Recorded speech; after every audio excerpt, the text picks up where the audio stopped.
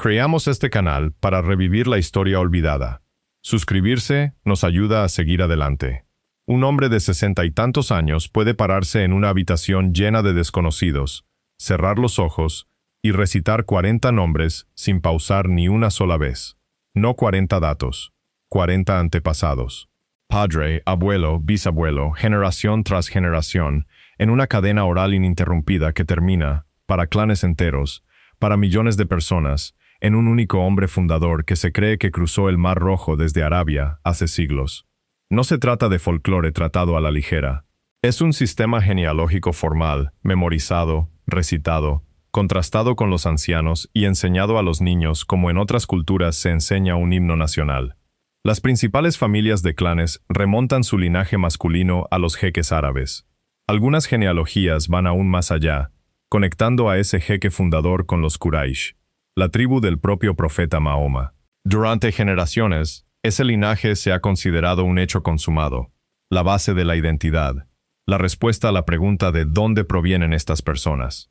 En 2005, un equipo de genetistas analizó muestras de sangre de 21 hombres de esta población y comparó sus cromosomas Y con 45 marcadores genéticos. El cromosoma Y se transmite de padre a hijo prácticamente sin cambios, generación tras generación. De la misma manera que un apellido se transmite por línea paterna ininterrumpida, solo que en lugar de tinta, está escrito en moléculas. Si las genealogías orales fueran correctas, la huella de ese linaje debería ser claramente visible. Pero no lo es. Aproximadamente el 78% de los hombres portaban un marcador genético con raíces en el Cuerno de África desde hace miles de años, mucho antes de que existiera el Islam como religión. Mucho antes de que cualquier jeque árabe pudiera haber pisado esta costa. Solo alrededor de 1 de cada 10 presentaba algún rasgo que se asemejara a un linaje con un origen plausible en Asia Occidental. Si las cifras indican que casi ninguno de ustedes proviene de Arabia, ¿por qué el árbol genealógico de cada clan insiste en que sí? La versión consensuada, antes de que nadie hiciera un solo experimento, se construyó a partir de 2 hilos de conversación separados y bien documentados, y ambos son reales. El primer hilo conductor es lingüístico y arqueológico. La lengua hablada por esta población pertenece a la rama cushítica de la familia afroasiática, un grupo lingüístico con profundas raíces en el Cuerno de África. El arte rupestre en yacimientos como Laas Gil, en lo que hoy es Somalilandia, muestra pinturas detalladas de ganado de cuernos largos, pastores y escenas rituales que, según los investigadores, podrían remontarse a 5.000 años o más. Evidencia de una cultura pastoril que precede a cualquier contacto con Arabia por milenios. Cada uno de estos indicios apunta a una población que ha habitado esta región de África desde mucho antes de la historia escrita. El segundo hilo conductor es histórico y religioso. A partir del siglo X, y con mayor intensidad durante el III, las redes comerciales del Océano Índico vincularon estrechamente a ciudades costeras como Ceila, Berbera y Mogadiscio, con Arabia y el resto del mundo islámico. Llegaron comerciantes, eruditos religiosos y jeques que se establecieron, contrajeron matrimonio y quedaron registrados en las historias locales como fundadores de nuevas órdenes religiosas y nuevos linajes. Durante los siglos siguientes, los principales clanes elaboraron sus abtirsimo, sus genealogías formales, que conectaban directamente a sus fundadores con estas figuras árabes recién llegadas, y, a través de ellas, en varios de los casos más destacados, con el linaje tribal del propio profeta. Si unimos esos 2 hilos, obtenemos la historia aceptada. Una antigua población africana, convertida al Islam, absorbió a un puñado de fundadores árabes cuyos linajes se multiplicaron hasta formar los principales clanes actuales. 2 de las familias clánicas más grandes de la región, comúnmente citadas en las historias locales como Darod e Ishaq, mantienen cada una su propia versión de esta narrativa fundacional, nombrando cada una a un jeque específico y rastreando la ascendencia de ese jeque hasta Arabia y, en los relatos más detallados, hasta el linaje Quraysh del profeta. Los eruditos religiosos han enseñado estas genealogías durante generaciones. Los ancianos de los clanes las han recitado en reuniones, bodas y disputas sobre tierras y estatus.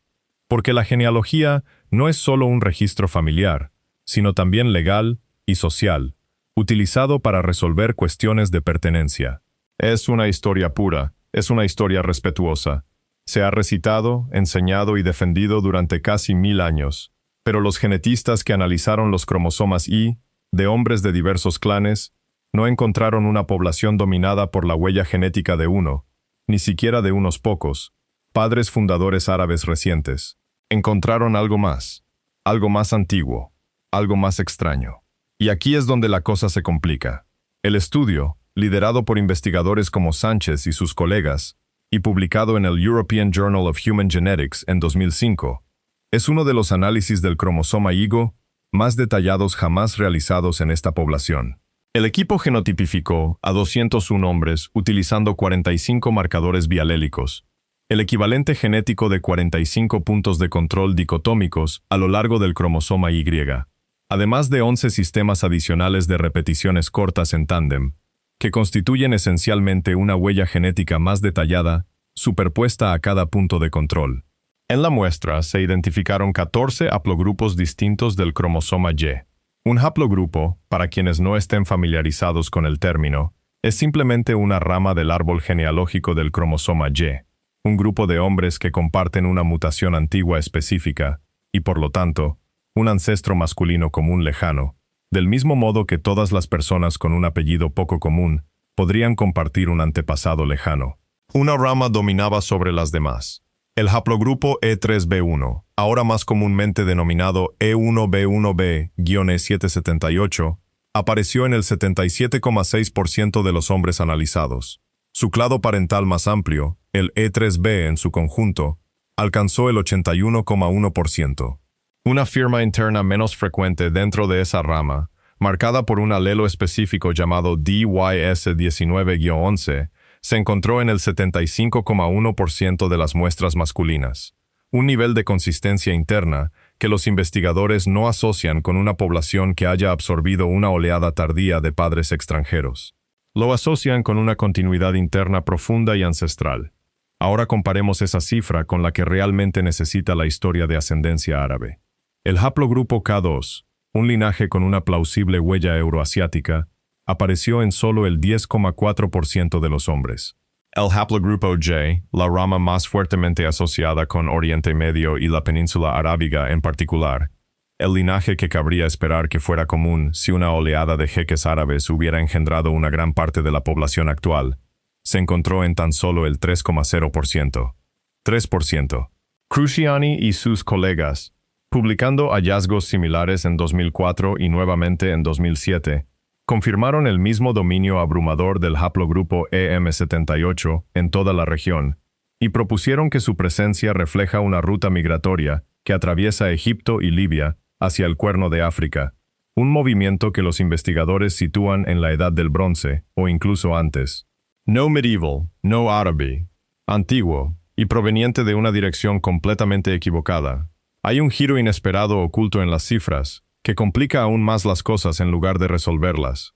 El haplogrupo T, portador del marcador M1C84, el linaje con la conexión más plausible con un origen de Asia Occidental, se encontró en poco más del 10% de los hombres de la población general, pero alcanzó el 100% en algunos miembros del clan Dir de Yibuti.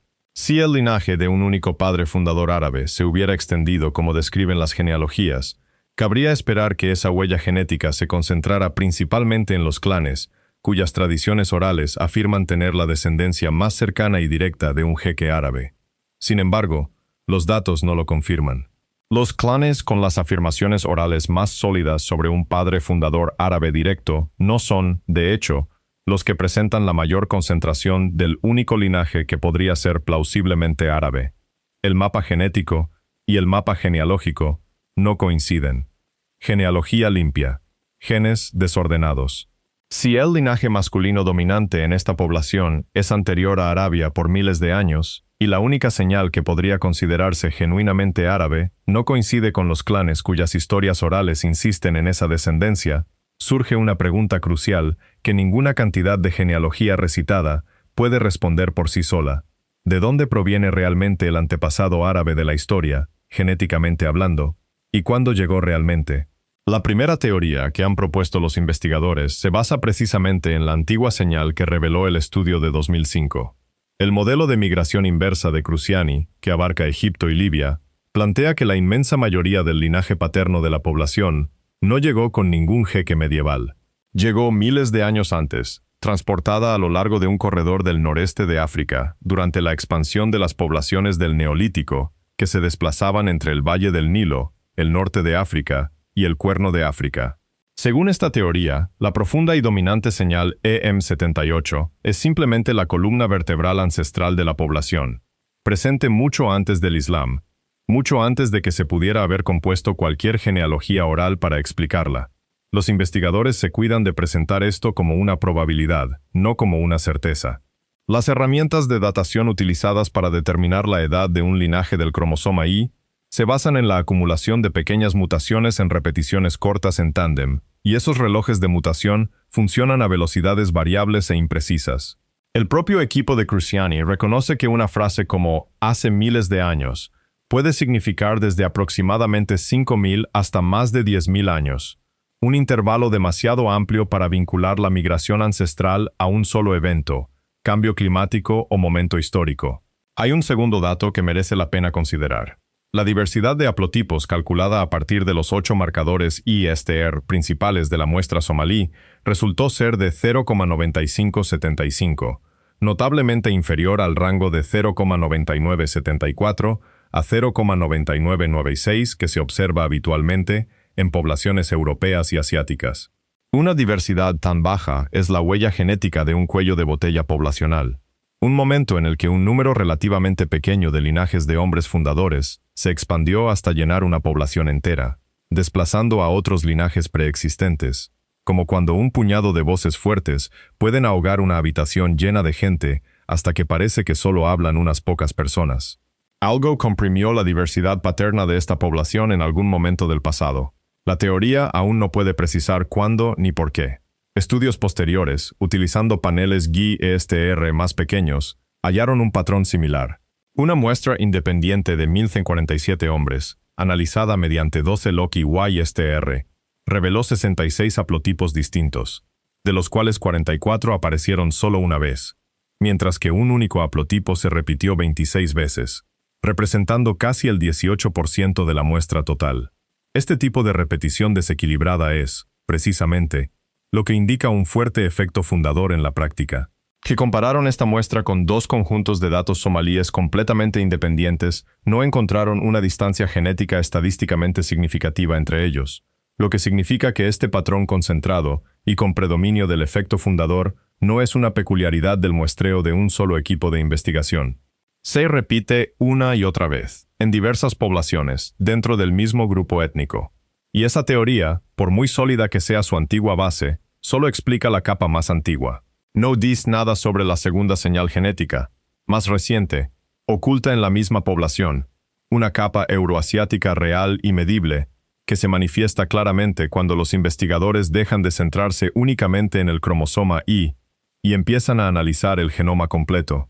Esa capa existe, no es folclore, no es tradición oral, es un evento genético fechable y cuantificable. Y cuando los científicos finalmente se sentaron a datarla directamente, el resultado distaba mucho de la historia medieval que se había contado durante 1000 años. Pagani y sus colegas, en un artículo publicado en 2012 en el American Journal of Human Genetics, aplicaron un método diferente a la misma población. En lugar de centrarse únicamente en el cromosoma Y, el único ancestro masculino transmitido de padre a hijo, analizaron la mezcla genética en todo el genoma. Cada cromosoma, cada fragmento heredado de cada antepasado, tanto materno como paterno. Imaginemos el cromosoma Y como una página arrancada de un libro mucho más extenso. El análisis de mezcla genética lee el libro completo de una sola vez, buscando capítulos escritos con una letra diferente. Lo que encontraron fue un capítulo euroasiático claro e inconfundible, integrado en el genoma de las poblaciones del Cuerno de África, tanto somalíes como etíopes. Y a diferencia de la datación imprecisa y con amplio margen de error asociada al antiguo genoma IM78, esta señal pudo datarse con verdadera precisión, ya que la longitud de los segmentos de ADN foráneos se reduce de forma medible y matemática con cada generación de mestizaje, el equivalente genético de una fotocopia que se desvanece un poco más con cada copia sucesiva. Midiendo este desvanecimiento, se pueden contar las copias hasta llegar al original. La cifra que se recuperó hace aproximadamente 3.000 años. Algunos análisis, excluyendo poblaciones con historias de doble mezcla más complejas, ajustaron aún más esa estimación, situándola entre aproximadamente 2.600 y 3.000 años antes del presente, casi un milenio antes de que el Islam existiera como religión. Siglos antes de que cualquier jeque pudiera haber abordado un dhow con destino a esta costa. Hodgson, Mulligan, Almiri y Raum, en un artículo publicado en PLOS Genetics en 2014, examinaron la misma señal desde otro ángulo y llegaron a una conclusión compatible, describiéndola como una migración temprana de regreso a África, un movimiento de población genéticamente vinculado no específicamente a Arabia, sino a grupos relacionados con las antiguas poblaciones agrícolas del cercano Oriente y Anatolia, el mismo amplio acervo ancestral que llevó la agricultura fuera del creciente fértil miles de años antes del nacimiento del profeta, antes de que la Meca fuera una ciudad comercial, antes de que la palabra Islam existiera en cualquier idioma. Esta es la parte que debería detenerte. Las genealogías de Abtir-Simo describen 20, a veces 30 generaciones atrás, hasta un jeque fundador árabe cuyo nombre se menciona. Si hacemos los cálculos con 25 generaciones, con un generoso intervalo de 25 años cada una, llegamos a unos 6 siglos. Si lo ampliamos aún más, a 30 generaciones con 30 años cada una, todavía solo alcanzamos 900 años, ni 3.000, ni siquiera cerca. Las genealogías no solo son imprecisas sobre su fundador árabe, sino que tienen un margen de error de 5 veces, y en algunos relatos, incluso cercano a 10 veces. Las matemáticas no se extienden lo suficiente como para llegar a él, y existe una segunda complicación oculta en el análisis posterior del propio Pagani, una que debería complicar aún más la situación. Cuando su equipo rastreó con precisión a qué población euroasiática se asemeja más esta antigua capa genética, la coincidencia más cercana no fue el sur de Arabia, no fue Yemen, la región específica que tantas genealogías de clanes señalan como la patria ancestral al otro lado del Mar Rojo. La afinidad genética más cercana se encontraba, en cambio, en poblaciones de Egipto y el Levante. Región equivocada, distancia equivocada, dirección equivocada, una vez más. Aquí es donde un investigador riguroso debe detenerse y admitir lo que los datos aún no pueden revelar. Si se produjo una segunda oleada, posterior y de menor magnitud, de flujo genético árabe genuino, vinculada específicamente a la era comercial islámica histórica, entre los siglos IX y XIII, aprovechando el mismo comercio del Océano Índico, impulsado por los monzones que convirtió puertos como Ceila y la antigua Mogadiscio en ciudades prósperas y cosmopolitas, se trataría de una capa delgada, una adición tardía, superpuesta a una base genética ya antigua y dominante. Y una capa delgada y reciente como esa podría ser simplemente demasiado débil, matemáticamente, para separarla de la señal euroasiática más antigua, de 3.000 años de antigüedad, utilizando las herramientas de las que disponen actualmente los investigadores. Ningún estudio genómico exhaustivo ha aislado y datado aún un pulso de mezcla genética árabe, específico de la Edad Media, en esta población. Esta ausencia no prueba que las migraciones de los jeques nunca ocurrieron. Es una laguna real en la ciencia, un punto donde la información se agota, no una refutación. Por ahora, la ciencia no puede confirmar del todo las migraciones de los jeques. Tampoco puede negarlas por completo. Lo que sí puede afirmar con certeza es que el profundo acervo genético al que se habrían incorporado esos jeques mediante matrimonio tenía ya 3.000 años de antigüedad. Era en parte euroasiático y ya portaba ascendencia vinculada a Egipto y el Levante, mucho antes de que cualquiera de ellos pusiera un pie en esta costa.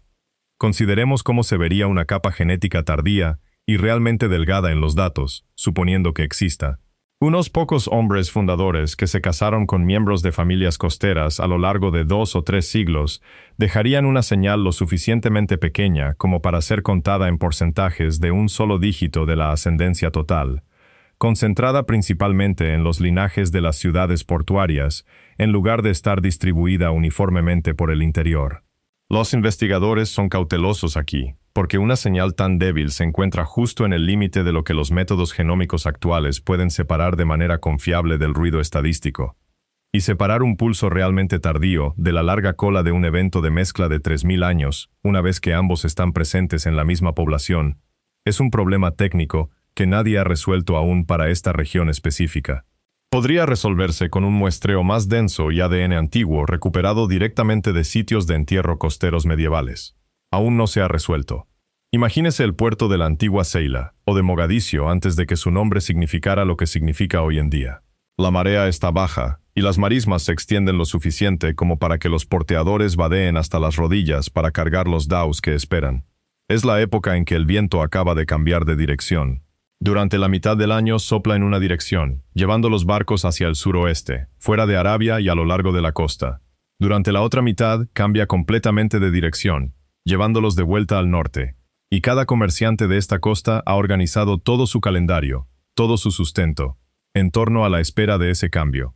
Sacos de resina de incienso, pálida y fragante, se apilan junto a rollos de marfil en bruto y manojos de tela de algodón, mercancías con destino a todas partes, hacia Arabia, hacia el Golfo Pérsico, hacia la India, hacia el Mediterráneo. Los hombres que trabajan en este puerto hablan una mezcla de lenguas, somalí, árabe, persa, gujarati, cambiando de idioma a mitad de frase según con quien estén negociando. Entre la multitud hay un escriba que registra un manifiesto, un maestro religioso recién llegado para abrir una pequeña escuela, un capitán de barco casado con una mujer local hace 2 temporadas, cuyos hijos ya dominan el idioma de la costa mejor que él. Más abajo en el muelle, unas mujeres venden pescado seco y mantequilla clarificada a las tripulaciones que se reabastecen para la siguiente etapa del viaje. Y un funcionario de aduanas, designado por un sultanato local, se queda con su parte del incienso antes de que se permita su salida del almacén. Ninguno de ellos se considera fundador de un linaje. Simplemente trabajan en su turno, cierran un trato, esperan el viento. Así fue como se desarrolló realmente el contacto histórico entre el Cuerno de África y Arabia. No se trató de un único padre fundador que desembarcó de un solo barco para engendrar una nación entera, sino de miles de intercambios ordinarios como este, repetidos a lo largo de cientos de años, cada uno dejando una huella genética demasiado pequeña para ser percibida individualmente, y que solo es visible ahora porque los investigadores pueden sumar todas esas huellas y medir la suma. Aquí es donde la historia da un giro radical. El ancestro árabe en la raíz de los Abtirsimo, el jeque fundador cuyo nombre todo anciano del clan aún puede recitar, probablemente nunca describió a un padre biológico literal y directo como lo sugiere la genealogía. El verdadero y cuantificable rastro euroasiático en el ADN de esta población tiene aproximadamente 3000 años de antigüedad, vinculado a antiguos movimientos migratorios del cercano Oriente que no tuvieron nada que ver con el Islam, ni con Arabia específicamente, sino con una ola de contacto mucho más antigua entre África y Eurasia Occidental. Las genealogías, en cambio, describen a una figura de gran importancia religiosa que llegó hace aproximadamente entre 800 y 1000 años. No es una mentira, no es una invención, es un documento completamente diferente. Los antropólogos que estudian las genealogías de los fundadores en sociedades pastoriles e islámicas de todo el mundo han observado este mismo patrón repetidamente en poblaciones no relacionadas de distintos continentes. Una genealogía de este tipo rara vez funciona como un pedigrí biológico literal. Funciona como una carta fundacional, un contrato social y religioso que establece qué clanes pertenecen juntos, qué clanes se deben lealtad entre sí, y cómo el grupo se vincula con la historia sagrada y la legitimidad religiosa. El fundador nombrado es menos un hecho biológico que una idea unificadora, un pilar sobre el que se sustentan siglos de alianzas, reivindicaciones territoriales e identidad compartida. Las genealogías de este tipo son documentos vivos, no estáticos. Las ramas se añaden, se reordenan o se reincorporan a lo largo de las generaciones a medida que las alianzas cambian y nuevos clanes necesitan un lugar en la estructura, lo que en sí mismo indica que el sistema se construyó para cumplir primero una función social y luego registrar la paternidad literal. Una historiadora somalí que trabaja con estas genealogías le explicó claramente a un pariente joven que le preguntaba si el ancestro jeque de la familia era real. El ancestro es real como una bandera, dijo. No se le puede desenterrar y analizar sus huesos. Pero el país que representa no es una farsa. Esto no borra la tradición ni falsifica 1000 años de historia narrada. Más bien, reformula lo que esa historia protegía en realidad. La identidad aquí nunca fue principalmente una cuestión de contar un linaje ininterrumpido que se remontara a un único hombre que llegó. Los genes cuentan una historia diferente, más antigua y, en cierto modo, más extraordinaria. Una población arraigada en el Cuerno de África durante milenios, que llevaba consigo un hilo eurasiático entretejido 3000 años antes de que existiera el sistema de escritura, la religión o la necesidad social de componer una genealogía que lo explicara. El mismo patrón se repite prácticamente en todas partes donde la genealogía se encuentra con la genética. Los registros tribales árabes Shahara rastrean los linajes familiares hasta ancestros preislámicos específicos. Las casas reales europeas insisten en la descendencia ininterrumpida de figuras cuya existencia histórica es objeto de debate. Las genealogías de castas en el sur de Asia codifican el rango social a través de supuestos linajes que los estudios de ADN suelen complicar o contradecir directamente. Las historias sobre el origen de los clanes en las sociedades pastoriles, desde el Sahel hasta Asia Central, se construyen de la misma manera, en torno a una figura fundadora que une a grupos que, según demuestran posteriormente los estudios genéticos, nunca pertenecieron a un solo linaje. La genealogía, en todas estas tradiciones, nunca se concibió para sobrevivir en un laboratorio. Se creó para sobrevivir en una sociedad, para mantener unido a un grupo, para responder a la pregunta de pertenencia, mucho antes de que alguien pudiera responder a la pregunta de la biología. Lo que el ADN conserva en realidad se asemeja más a un palimpsesto que a un árbol genealógico. Una vieja página de pergamino, raspada y reescrita una y otra vez por diferentes manos a lo largo de diferentes siglos, cada nueva capa ocultando solo parcialmente la que está debajo, hasta que lo que queda no es una historia limpia, sino varias, apiladas y entremezcladas, ninguna de ellas falsa, ninguna de ellas la verdad absoluta por sí sola. Así pues, los somalíes nunca fueron del todo quienes se creía, ni la antigua historia plasmada en una genealogía destinada a garantizar la pertenencia, ni la moderna, extraída de las frecuencias alélicas y las fechas de mestizaje en un informe de investigación. En algún lugar, bajo ambas versiones, se sigue escribiendo una tercera historia, una que ni los ancianos que recitan nombres junto al fuego, ni los genetistas que leen porcentajes en una pantalla han terminado de contar.